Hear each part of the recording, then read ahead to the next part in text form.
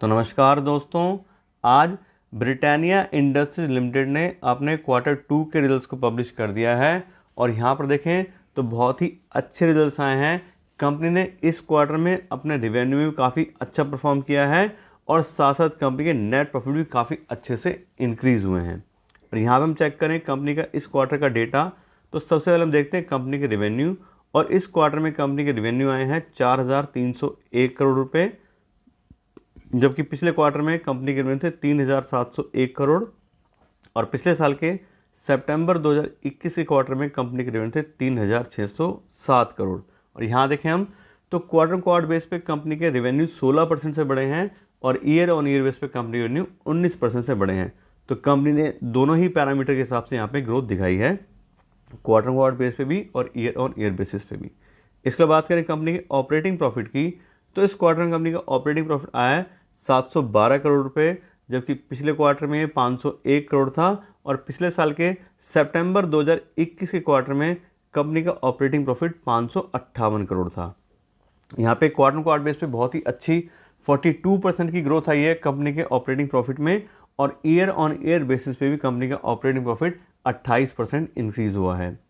उसके बाद बात करें कंपनी के ऑपरेटिंग प्रॉफिट मार्जिन की, तो इस क्वार्टर कंपनी का ऑपरेटिंग प्रॉफिट मार्जिन आया है 16% का, जबकि पिछले क्वार्टर में ये 14% था और पिछले साल के सितंबर 2021 के क्वार्टर में कंपनी का ऑपरेटिंग प्रॉफिट मार्जिन 15% का था।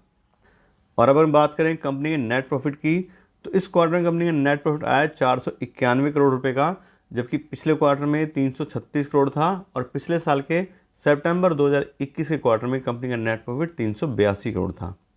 और यहाँ पर क्वार्टर बेस पे बहुत ही अच्छी 46% ग्रोथ आई है कंपनी के नेट प्रॉफिट में और ईयर ऑन ईयर बेस पे भी कंपनी का नेट प्रॉफिट 29% से इंक्रीज़ हुआ है।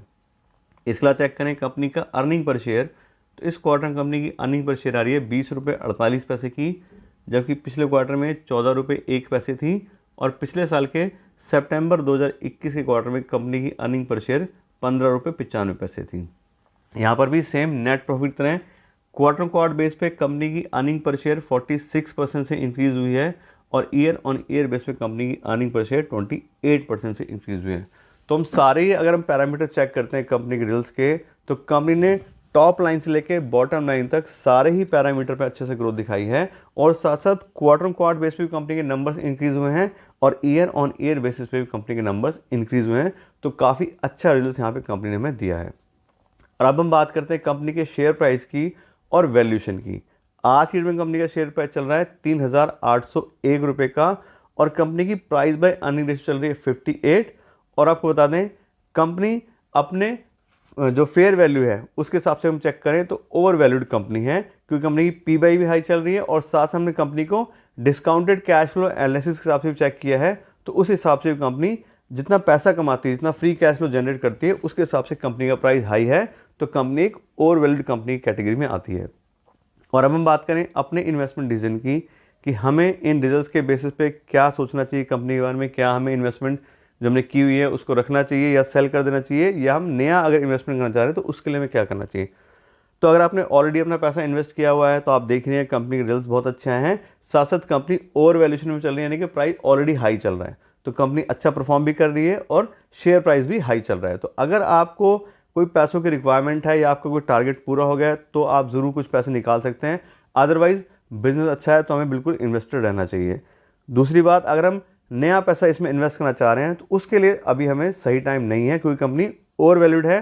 तो अगर हम इस टाइम पे कंपनी के शेयर्स खरीदेंगे तो हमें महंगे मिलेंगे और आने वाले टाइम में अगर रिवर्जन टू मीन हो गया तो हमें नुकसान होने के चांसेस बढ़ सकते हैं। तो इस तरह से दोनों हिसाब से आपको बता दिया है कि नया पैसा कैसे इन्वेस्ट कर सकते हैं और अगर आपने लिया हुआ है तो उसको मेरे हिसाब से भी होल्ड करके रखिए।